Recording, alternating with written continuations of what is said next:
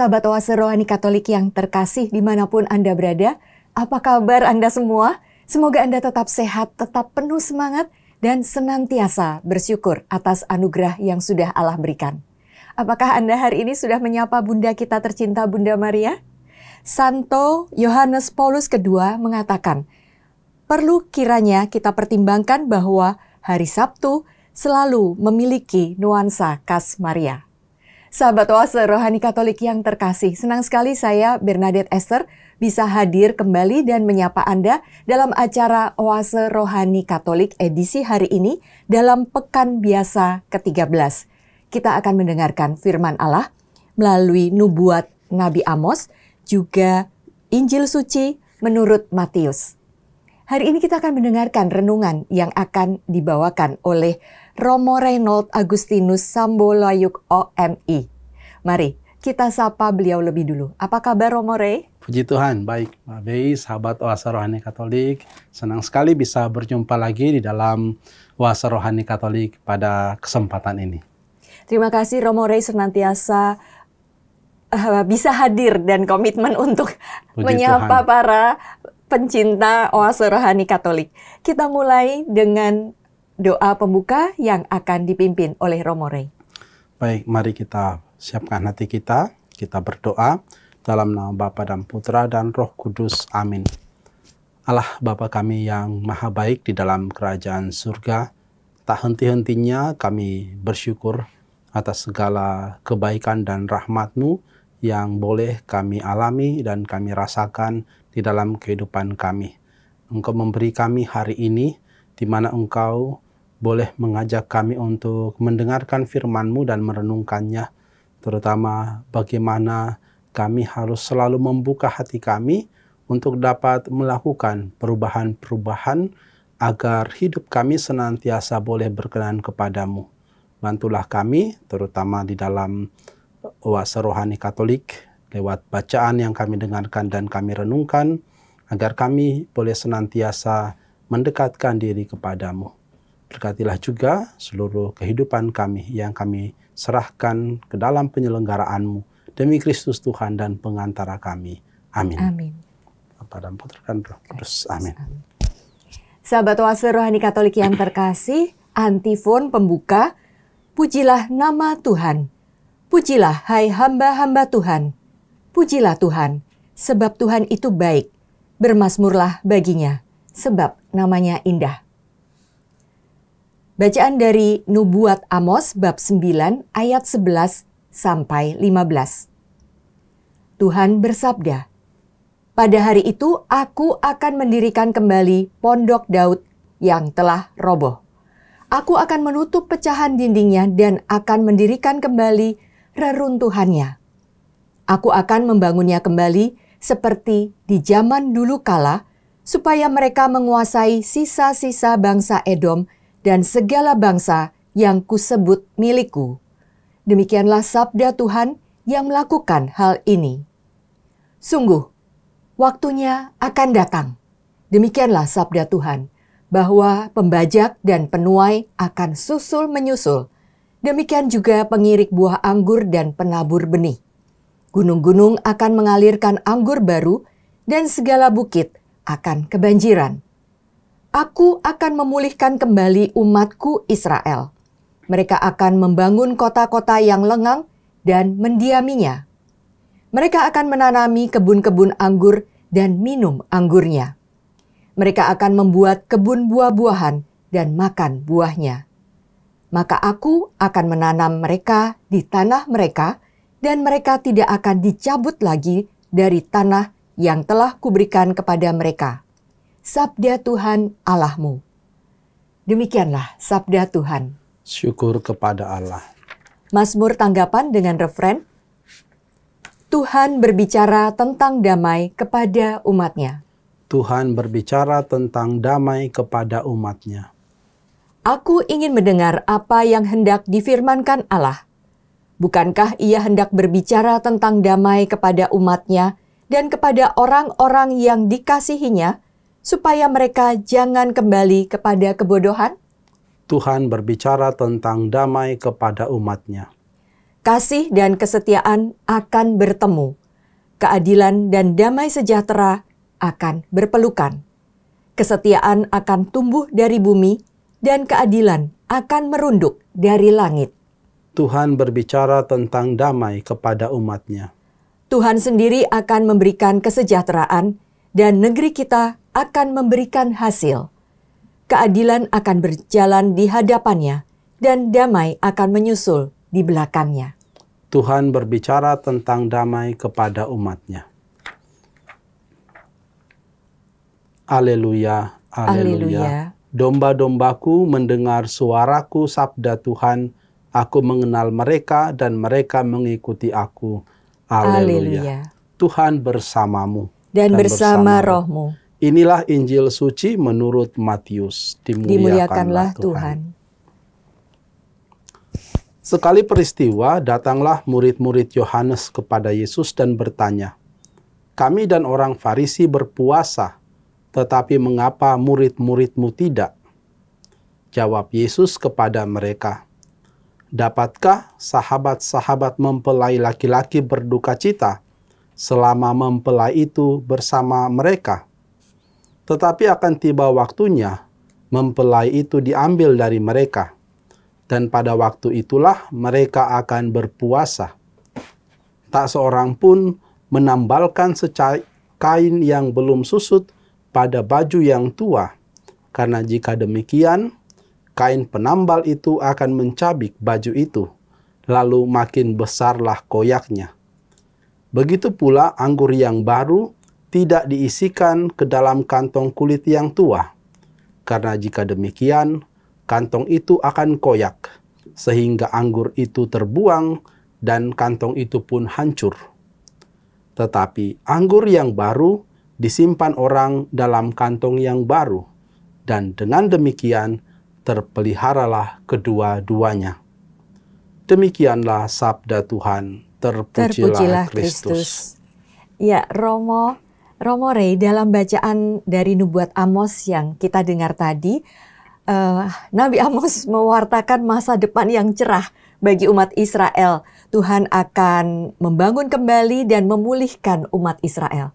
Nah, Romo, apa yang hendak Romo bagikan dari perikop ini?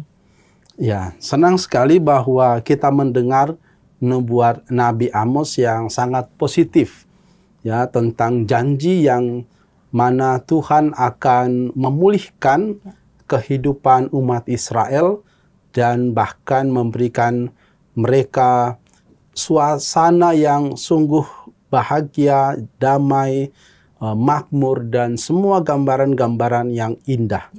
Dan tentu ini cukup berbeda sebenarnya kalau kita melihat di mana Nabi Amos seringkali menyerukan tentang ketidakadilan yang terjadi, di mana ia akan selalu mengajak umat Israel untuk memperbarui diri, untuk bertobat, untuk memperbaiki kehidupan mereka. Dan dalam situasi seperti itu, Nabi Amos mengajarkan kepada kita bahwa rahmat Tuhan itu hanya akan kita alami kalau kita mau bekerja sama, kalau kita mau membuka hati kita dan memberikan yang terbaik sesuai dengan yang Tuhan harapkan. Ya, seperti istilahnya, kita tidak bisa hanya seperti orang yang tidur, lalu kemudian mengharapkan kita bangun, tiba-tiba di meja kita sudah terhidang makanan untuk kita makan. Rahmat Tuhan tidak seperti itu. Kita harus ikut berjuang, ikut berusaha, bekerja. Sehingga dari apa yang kita hasilkan, dari apa yang kita kerjakan, Tuhan akan melakukan sisanya dan memberikan kita kehidupan yang penuh sukacita. Dan itu tentu membutuhkan perjuangan. Dan inilah yang diharapkan oleh Amos, bahwa kita mau berjuang, bekerja sama dengan Tuhan. Tuhan tidak melakukan semuanya dan kemudian kita menjadi sosok yang pasif. Tetapi Tuhan selalu menghendaki ada kerjasama. Walaupun kalau kita membaca kembali nubuat yang kita dengarkan, segala sesuatu yang diceritakan dari situ adalah karya Tuhan, inisiatif dari Tuhan, dan kebaikan Tuhan. Tetapi kembali lagi, itu semua juga harus ada usaha dari kita. Ya, kita harus turut bekerja, turut berusaha, membuka hati supaya rahmat itu bisa mengalir dan keadilan, damai sejahtera dapat terwujud. Dan itu yang menurut saya selalu merupakan perjuangan gereja dimanapun sampai saat ini. Ya, Romo Reynold, kalau kita tadi Romo bisa mengatakan bahwa ini selalu mengingatkan bangsa Israel untuk bertobat. Ya benar Romo, ini bangsa Israel ini akan memiliki pola berdosa, dihukum, bertobat, dipulihkan. Tetapi kita bisa melihat bahwa tidak selamanya Allah marah ya Romo. Allah sungguh setia dan senantiasa ingin agar rakyatnya itu kembali kepadanya. Selalu mengajak seperti yang Romo katakan tadi, membuka rahmat. Kemudian tergantung kepada manusia apakah kita mau mengikuti atau menanggapi ajakan Tuhan itu. Ya, betul sekali. Memang gambaran tentang relasi bangsa Israel dengan Tuhan itu tidak selalu merupakan relasi yang statis, di mana ketika bangsa Israel keluar dari Mesir, lalu hubungan mereka akan selalu baik-baik saja. Ya, selalu ada naik turun. Ada masa-masa di mana mereka memang sangat dekat dengan Tuhan. Ada masa-masa di mana mereka sungguh-sungguh menjadi umat yang dikasihi Tuhan. Ya. Dan ada masa di mana mereka menjadi sangat jauh. Ya. Dan kita bisa melihat di dalam kedua situasi ini, ketika mereka dekat dengan Tuhan, maka mereka akan mengalami perlindungan Tuhan. Mereka akan mengalami situasi yang damai. Ya. Tetapi ketika mereka menjauh dari Tuhan, mereka akan mengalami musibah. Ya. Bahkan beberapa kali kita bisa mendengar atau melihat di dalam kitab Raja-Raja bagaimana mereka bahkan harus mengalami pembuangan. Mereka dikalahkan dan diusir dari tanah di mana mereka mengalami janji setia Tuhan untuk bertumbuh, berkembang, untuk mengalami kemakmuran. Dan itulah yang senantiasa diwartakan oleh para nabi.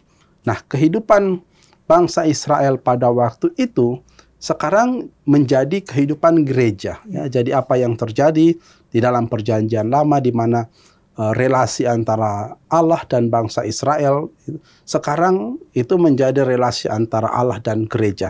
Ya, jadi setiap kali kita mendengar bangsa Israel, kita kalau dalam masa sekarang ketika membaca kitab suci, ya, bangsa Israel ini tidak lain adalah gambaran gereja yang tentu juga kalau kita melihat relasinya juga seperti sangat dinamis. Kadang kita menjadi sangat dekat dengan Tuhan, kadang kita agak jauh dari Tuhan.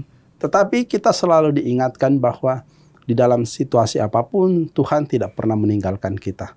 Tuhan selalu menyayangi kita dan selalu dengan inisiatif, dengan caranya berusaha supaya kita bisa kembali, ya, supaya kita bisa bertobat, kita bisa dekat kembali dengan Tuhan. Ya, seperti orang tua yang selalu sayang kepada anaknya, biarpun kadang-kadang dia tidak ikut apa yang dikehendaki oleh orang tua, tetapi orang tua selalu mendoakan dan selalu berharap anaknya bisa kembali ke rumah, bisa sayang kembali kepada orang tua. Ya, Romo Rey, tadi Romo mengatakan bahwa Tuhan itu memang sangat mengasihi manusia dan tidak ingin kita celaka. Ya. Saya jadi teringat pada Mazmur yang mengatakan Tuhan itu penyayang dan pengasih, panjang sabar dan berlimpah kasih setia. Tuhan itu tidak selalu ia menuntut dan tidak selama-lamanya ia mendendam. Dia senantiasa menantikan kapan, tadi Romo bilang kalau kita nakal, ya dia tetap menunggu dengan setia. Masalahnya adalah kita sadar tidak kalau ditunggu ya Romo. Ya. Nah, Romo Rey, mungkin ada nasihat dari Romo untuk bagaimana kalau seandainya kita sedang, tanda kutip Romo, sedang dihukum Tuhan karena kita nakal seperti anak tadi, Romo.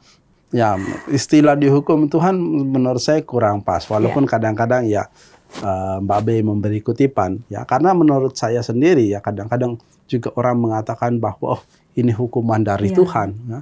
Tapi menurut saya apa yang terjadi bukan hukuman dari Tuhan, tetapi akibat dari perbuatan kita. Ya, hanya memang seringkali kalau akibat dari perbuatan kita itu misalnya dampaknya itu harusnya kita mendapat hukuman 10 ya, gambarannya ya, seringkali yang kita alami mungkin hanya 4-3 ya. Tetapi itu bagi kita sudah sangat besar ya. Yang mana kemana yang lain itu sudah ditanggung oleh Tuhan sendiri sebenarnya. Tuhan menanggung yang lebih besar ya, supaya kita tidak binasa ya. Kalau semua mau ditanggungkan kepada kita ya, kita akan tidak sanggup untuk itu ya. Tetapi juga dari hukuman itu kita sadar sebenarnya bahwa apa yang kita lakukan itu akan ada dampak buruk ya. Sama seperti seorang anak yang setiap kali kalau terlalu dimanja, apapun yang dia lakukan selalu benar, pasti dia tidak akan sadar bahwa ini salah. Akhirnya apa? Dia akan merasa semuanya benar, dan akhirnya anak itu kemudian tidak akan menjadi pribadi yang baik ya, karena terlalu dimanja. Nah, Tuhan justru membantu kita untuk sadar ini benar, ini salah ya. Ketika saya melakukan hal yang salah, ada dampaknya yang tidak baik untuk saya, supaya saya kembali lagi ya. Jadi dari hukuman itu, yang kita sebut hukuman itu sebenarnya, walaupun itu adalah akibat dari kadang perbuatan kita, Tuhan ingin kita sadar dan kembali kepadanya. Itu. Nah, kalau dikatakan bagaimana apa yang harus kita lakukan, ya nasihat, ya sebenarnya sangat sederhana ya, bahwa kita selalu menyadari bahwa Tuhan sayang sama kita. Ya, itu penting, karena ketika kita lalu dalam situasi-situasi seperti itu yang tentu kita tidak inginkan, kita lalu menutup diri kita, kita lalu justru marah sama Tuhan, justru meninggalkan Tuhan, ya, apa yang rugi menurut saya adalah kita sendiri, ya, karena kita menutup diri kita dan kita menolak Tuhan sama sekali, ya, yang di dalam kitab suci dikatakan sebagai dosa melawan Roh Kudus, ya, sama seperti seorang anak yang merasa orang tuanya tidak sayang sama dia, lalu kemudian ya sudahlah, saya pergi saja, tidak mau kembali dari rumah. Yang salah siapa? Yang rugi siapa? Ya dia sendiri sebenarnya. Walaupun ya Tuhan ketika karena sayang sama kita seperti orang tua juga, ya Tuhan juga sedih. Ya, tetapi sekali lagi kita juga harus selalu menyadari bahwa Tuhan memberikan kita kehendak bebas untuk memilih. Ya, dan itu sangat dihargai oleh Tuhan, ya, seperti orang tua yang ketika anaknya sudah dewasa, ya mau tidak mau dia tidak bisa mengambil anaknya dengan paksa dan mengurungnya di dalam rumah, sudah tidak bisa. Itu demikian juga Tuhan, ya, Dia ingin supaya kita sendiri juga mengolah hidup kita, dan ketika dalam situasi seperti itu kita sadar, ya, kita mau kembali kepadanya dan kita mengasihinya dengan tulus hati, ya, dengan sungguh-sungguh mau berserah kepada Tuhan, mau mengalami perubahan hidup bukan karena paksaan, tapi karena kesadaran bahwa saya sudah dikasihi Tuhan dan saya ingin menanggapi, membalas kasih Tuhan ini dengan yang terbaik yang dapat saya berikan. Itu. Ya, Romo Reynold, kalau misalnya saya boleh sekedar menyimpulkan dari yang Romo katakan tadi, berarti memang yang perlu kita ingat dan kita pelajari dari nubuat Amos ini adalah betapa Allah sungguh setia dan menyayangi kita, ya Romo. Betul. Lalu kemudian juga ada harapan dalam tadi, Tuhan menunggu, ada harapan, dan kita juga bisa kembali kepada Tuhan kapanpun kita kembali tanpa perlu ragu. Lalu juga kemudian ada pentingnya pertobatan, Romo, karena ada janji pengampunan yang diberikan Tuhan. Benar begitu, Romo? Betul sekali. Jadi selama kehidupan kita, selama nafas kita masih ada, selalu ada harapan. Ya, saya mengingat ada seorang ibu yang merasa sangat putus asa dengan situasi yang ia alami, di mana ia menjauh dari Tuhan, kemudian ia membangun relasi dengan seorang laki-laki yang justru membuat hidupnya itu justru semakin dalam tanda kutip tidak baik, ya. Dia mengalami sakit, dan kemudian dia dalam situasi di mana dia sangat menarik, ya. Kemudian karena kondisi sakitnya dia dikhianati, lalu kemudian dia stres, dia sakit, dan kemudian ditinggalkan, ya. Dia merasa aduh, saya sudah hidup saya sudah seperti ini, gitu. Ya, bahkan sudah berpikir, saya mau mengakhiri hidup saya, untuk apa lagi saya hidup? Ya, tetapi kemudian dia sadar kembali bahwa Tuhan sayang sama saya. Ya, dan itu yang membuat dia kemudian bersemangat kembali, berusaha untuk sembuh. Dan kita melihat bahwa memang itu membawa dia ke perubahan yang lebih baik. Dia menjadi berusaha untuk sembuh. Ya, kebetulan juga banyak orang yang sayang sama dia sebenarnya. Dan dengan dukungan semua ini, dia menjadi lebih baik. Ya, dia bersemangat kembali. Ya, mulai menata hidupnya lagi. Dan saya merasa itu sesuatu yang sangat penting. Ya, kesadaran bahwa Allah sayang sama kita, dan kita mau berubah untuk menanggapi kasih Allah. Ya, Romo, terima kasih untuk peneguhan renungannya yang sungguh meneguhkan hati. Sahabat Oase Rohani Katolik yang terkasih, seperti yang dikatakan oleh Romo Reynold tadi, Allah sungguh mengasihi kita. Marilah kita berbalik kepada Allah dan membawa segala beban hidup kita, karena kalau kita kembali kepada Allah, Allah akan memulihkan segalanya ya Romo. Betul sekali. Ya. Sahabat Oase Rohani Katolik yang terkasih, kita akan jeda sejenak untuk mengendapkan apa yang telah Romo Reynold sampaikan tadi. Setelah jeda, kita akan kembali melanjutkan perbincangan rohani dari Injil menurut Matius. Tetaplah bersama kami.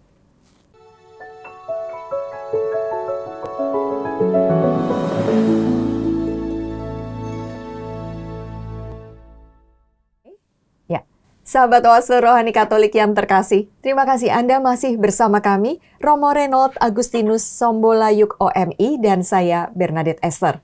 Bila Anda ada pertanyaan, hendak sharing iman, atau hendak mengajukan saran, Anda bisa menghubungi kami melalui email dengan alamat orkkaaj2021@gmail.com atau mengirimkan pesan melalui WA dengan nomor 0881 0251334438. Nah, mari kita lanjutkan perbincangan rohani kita dari Injil menurut Matius. Romo Rey, dalam bacaan Injil hari ini dikisahkan tentang pertanyaan murid-murid Yohanes kepada Yesus tentang puasa. Para murid Yohanes merasa bahwa mereka dan orang Farisi lebih sering berpuasa daripada murid Yesus. Dan mengapa mereka heran, mengapa Yesus justru tenang-tenang saja? Betul. Ya, Romo Rey, apa inspirasi iman dari bacaan Injil hari ini, Romo? Ya, menarik sekali memang melihat kehidupan Yesus. Ya, karena dia membawa banyak sekali perubahan. Ya, yang sebenarnya kalau kita melihat itu tidak dilakukan oleh nabi-nabi. Ya, Yesus sering dianggap sebagai nabi. Tetapi kalau kita melihat gaya Yesus, ya, kalau kita tahu nabi itu dia tidak pernah melakukan sesuatu yang sungguh-sungguh berbeda, ya, karena dia hanya melanjutkan apa yang disampaikan, ya. Jadi istilahnya dia seperti corong, ya. Dia bukan yang berbicara, ya. Jadi kalau namanya corong, ya, dia hanya pengantar pesan, ya, sebagai alat instrumen. Tetapi kalau kita melihat Yesus, ya, dia sungguh-sungguh menjadi pribadi yang sangat otoritatif, ya. Dan dari situ kemudian salah satu kita menyadari bahwa dia bukan nabi biasa, ya. Dia sungguh-sungguh putra Allah yang memiliki otoritas untuk mengubah sesuatu, ya. Termasuk dalam hal ini adalah soal berpuasa, ya. Dan di dalam diskusi atau pertanyaan yang disampaikan oleh murid-murid Yohanes kepada Yesus, ya, kita bisa melihat bahwa jawaban Yesus soal apakah atau kenapa murid-muridnya tidak berpuasa itu seperti ini. Dapatkah sahabat-sahabat mempelai laki-laki berduka cita selama mempelai itu bersama mereka? Tetapi akan tiba waktunya mempelai itu diambil dari mereka, dan pada waktu itulah mereka akan berpuasa. Jadi, kalau kita merenungkan kembali jawaban Yesus ini, pertama, ya, bahwa yang terpenting dari puasa itu adalah maknanya, maksudnya. Ya, Yesus tidak mempersoalkan murid-murid Yohanes dan juga orang Farisi yang berpuasa. Tidak ada masalah dengan itu.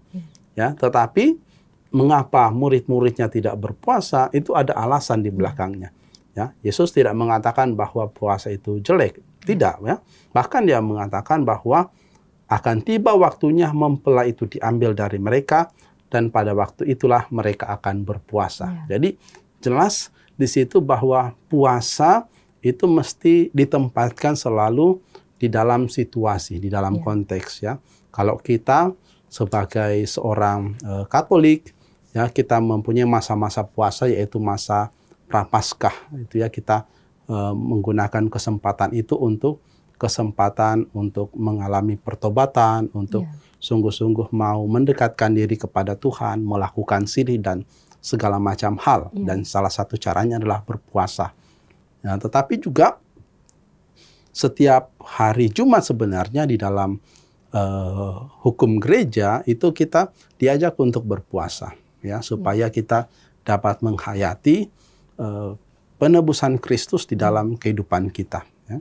Hanya bentuk berpuasa ini yang kemudian tidak diatur secara sungguh-sungguh ketat, ya, dikembalikan kepada masing-masing orang bagaimana dia sanggup berpuasa. Ya. Nah, kembali lagi ke sini, sangat jelas sebenarnya di dalam kata-kata Yesus ini bahwa ketika kita melihat sebuah aturan atau sebuah tradisi, itu kita juga harus melihat tujuan dan konteksnya. Tidak hanya kita laksanakan begitu saja. Ya, kata-kata berikutnya itu sangat menarik sebenarnya. Tak seorang pun menambalkan secari kain yang belum susut pada baju yang tua. Karena jika demikian, kain penambal itu akan mencabik baju itu, lalu makin besar koyaknya. Demikian juga anggur yang baru dan seterusnya.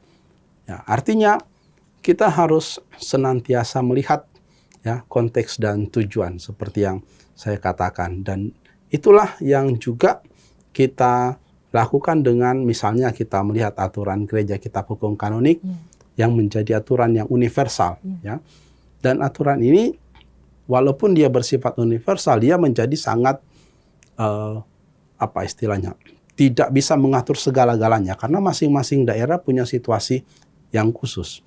Maka ada juga aturan khusus untuk misalnya kita di Indonesia yang dibuat oleh KWI, ada yang dibuat oleh regio-regio, misalnya regio Jawa, ada yang bahkan juga dibuat oleh keuskupan-keuskupan dan paroki.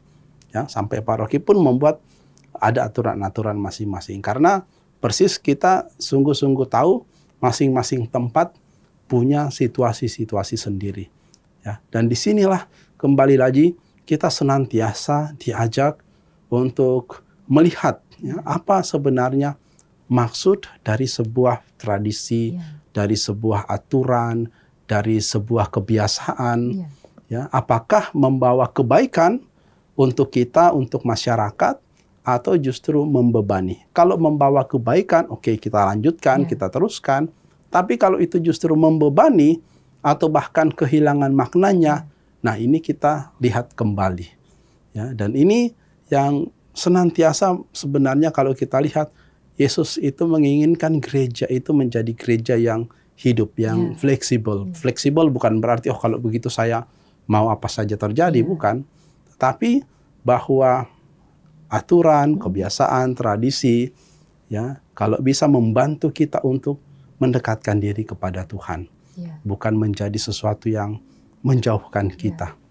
Ya, saya teringat sebuah cerita yang diceritakan oleh dosen saya waktu saya masih kuliah, frater.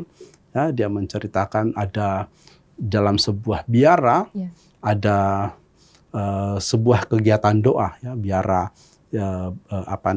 Buddha, ya, ada sebuah kegiatan doa.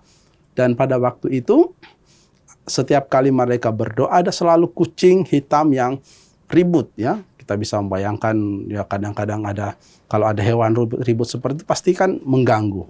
Ya, akhirnya karena tentu yang namanya Buddha kan sangat sayang dengan binatang, lalu mereka sang kepala biara ini mengatakan, sudah, ambil kucing itu, ikat di samping, kasih makan supaya selama kita berdoa dia tidak ribut. Ya, dan ternyata cara itu berhasil. Ya, sehingga setiap kali mereka berdoa itu dilakukan. Nah, menarik adalah ketika suatu saat kepala biara ini meninggal, ya, dan kucing pun juga meninggal. Ya, artinya sudah mati, ya, namanya usia, akhirnya mati.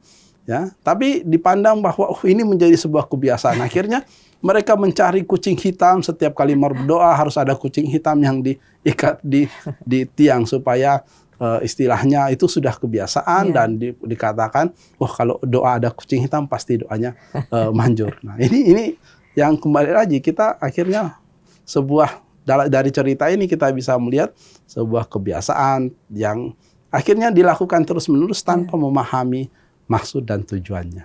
Ya, dan itulah yang sekali lagi Tuhan Yesus ajarkan kepada kita untuk tidak demikian. Ya.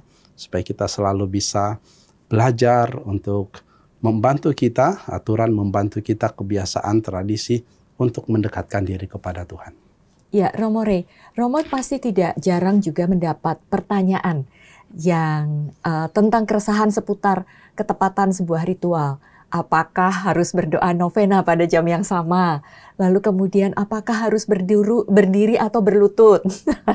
Lalu kemudian apakah juga ada menggunakan warna tertentu yang semuanya sebenarnya sebagai suatu, tadi menurut Romo adalah juga sebagai suatu itu suatu ritual, tetapi tidak harus ya Romo, tidak dimaknai lebih bahwa bukan itu yang dipentingkan, tetapi kedekatan hati dan maksud di balik ritual itu. Ya, makanya itu yang saya mengatakan, tidak berarti bahwa kemudian kita bisa seenaknya, bukan. Ya, kalau kita melihat di dalam gereja kita memiliki tradisi yang sangat kaya. Ya, yang kadang-kadang membuat kita sedih adalah orang paham tradisinya, orang paham misalnya aturannya seperti apa, tetapi tidak melihat maksud di baliknya. Ya, ini yang kadang-kadang membuat kita sedih. Ya, padahal ya sebaiknya adalah ketika kita paham, kita tahu aturannya apa, ya kita lihat sebenarnya maksudnya apa. Nah, ketika kita tahu maksudnya apa yang kita lakukan itu menurut saya menjadi lebih hidup. Ya, dan bahkan kita bisa cukup fleksibel dengan itu. Ya, dan itu yang justru membantu kita, karena pada akhirnya segala yang kita lakukan itu membantu kita untuk mendekatkan diri kepada Tuhan, ya, termasuk yang disampaikan tadi, doa-doa, warna dan sebagainya. Ya, itu kalau kita membantu kita ya untuk semakin dekat dengan Tuhan, ya kenapa tidak gitu ya. Hanya memang jelas yang namanya liturgi itu diharapkan ada keseragaman, ya. Ada perbedaan antara devosi dan liturgi. Kalau itu bersifat devosi, novena dan sebagainya, doa-doa itu devosi, ya, itu lebih fleksibel. Ya. Tapi liturgi itu membutuhkan sebuah keseragaman, karena di dalam liturgi itu bukan cuma saya yang berdoa, tetapi gereja yang berdoa. Nah, gimana kita bisa melihat gereja yang berdoa kalau saya berbeda, dia berbeda, dia berbeda. Jadi orang bingung, ini gimana sih? Nah, tapi dalam liturgi dibutuhkan keseragaman sehingga siapapun yang dilihat berdoa orang tahu, oh ini orang Katolik. Ya, itulah liturgi. Tapi sekali lagi, liturgi itu tidak hanya aturan dan sebagainya, tapi ada makna yang sangat kaya di belakang itu. Ya, yang itulah yang kita sebagai orang Katolik harusnya belajar untuk melihat, memahami makna yang sangat dalam ini. Ya, sikap hati dan keterpusatan hati kepada Tuhan itu yang penting, betul, ya Romo. Betul. Dan Romo, tadi kita juga bicara tentang Yesus mengatakan tentang puasa ya Romo. Seharusnya puasa itu juga memerdekakan kita ya, mendekatkan kita kepada Tuhan. Betul. Bukan justru seakan-akan tanda kutip lagi nih Romo, digunakan untuk menghakimi kesalehan orang lain. Ya, betul sekali. Ya, itu yang kemudian justru sering kali, dan persis itu yang dikritik oleh Yesus. Ya, jangan sampai kita kesalehan kita lalu puasa kita pakai untuk mengkritik orang. Ya, karena apa yang kita buat itu adalah relasi pribadi kita dengan Tuhan. Sampai dia mengatakan kalau kamu melakukan sesuatu, masuklah ke kamar, kuncilah pintu supaya Tuhan yang di surga melihat apa yang kamu buat. Ya. Nah, ini juga Yesus bicara tentang anggur yang baru dan kantong yang baru, Romo. Bisakah kita menyebutkan diri kita ini kantong anggur itu adalah kita dan anggur itu adalah Tuhan. Betul. Jadi seandainya Tuhan ingin datang, ya kita juga harus menyiapkan diri kita yang baru, yang bersih, agar sungguh rahmat Tuhan itu bekerja di dalam diri kita. Ya, kita adalah kantong yang baru, ya, dan Tuhan Yesus adalah anggur yang baru, termasuk banyak ajarannya yang menyempurnakan perjanjian lama. Itu juga harus kita pahami di dalam konteks penebusan Tuhan. Maka kita memahami semuanya di dalam peristiwa sengsara, wafat, dan kebangkitan Tuhan ketika kita membaca kitab suci. Karena kalau kita keluar dari ini, kita akan bingung. Karena ada banyak hal di dalam kitab suci yang bisa ditafsirkan dengan macam-macam cara. Tapi kalau kita melihat di dalam kacamata Tuhan yang mengasihi kita, memberikan hidupnya untuk kita sampai ia wafat, dan kemudian bangkit, maka kita bisa melihat kitab suci sebagai sumber keselamatan kita. Ya, Romo, semoga kita semua selalu menjadi kantong yang baru yang siap menampung segala limpahan rahmat anggur baru dari Tuhan. Sahabat Oase Rohani Katolik yang terkasih, kita sudah di penghujung acara. Mari kita tutup acara pada hari ini dengan doa penutup dan menerima berkat Tuhan melalui Romo Rey. Monggo, Romo. Mari kita berdoa. Dalam nama Bapa dan Putra dan Roh Kudus. Amin. Allah Bapa di surga, kami bersyukur kami boleh mendengarkan dan merenungkan firman-Mu hari ini. Kiranya firman-Mu selalu meneguhkan kami bahwa Engkau mengasihi kami dan Engkau selalu ada untuk kami, selalu membantu kami untuk dekat kepadamu. Dan semoga kami pun selalu berusaha di dalam hidup kami melihat dan memahami segala tradisi, kebiasaan sebagai suatu sarana yang membantu kami untuk semakin dekat kepadamu. Bantulah kami untuk memiliki hati yang terbuka, untuk senantiasa dapat melihat segala sesuatu sebagai hal yang baik, hal yang dapat selalu menjadi sarana keselamatan bagi kami untuk mendekatkan diri kepadamu. Dan berkatilah kami dalam seluruh rencana-rencana kami, kehidupan kami. Semoga Engkau menyelenggarakannya seturut dengan kasih dan kemurahan-Mu. Kemuliaan kepada Bapa dan Putra dan Roh Kudus, seperti pada permulaan, sekarang, selalu, dan sepanjang segala abad. Amin. Bunda Maria, Bunda kami mohon doa-Mu. Salam Maria, penuh rahmat Tuhan sertamu, terpujilah engkau di antara wanita, dan terpujilah buah tubuhmu Yesus. Santa Maria, Bunda Allah, doakanlah kami yang berdosa ini, sekarang dan waktu kami mati. Amin. Mari kita mohon berkat Tuhan. Tuhan bersamamu. Dan bersama rohmu. Semoga Allah yang Maha Kuasa memberkati kita semua, seluruh rencana kita, keluarga kita, dan niat-niat baik kita. Dalam nama Bapa dan Putra dan Roh Kudus. Amin. Amin.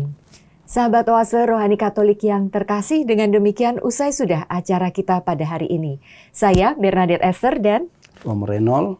Kami berdua pamit undur diri. Selamat melanjutkan aktivitas Anda. Sampai jumpa pada acara Oase Rohani Katolik edisi berikutnya. Salam.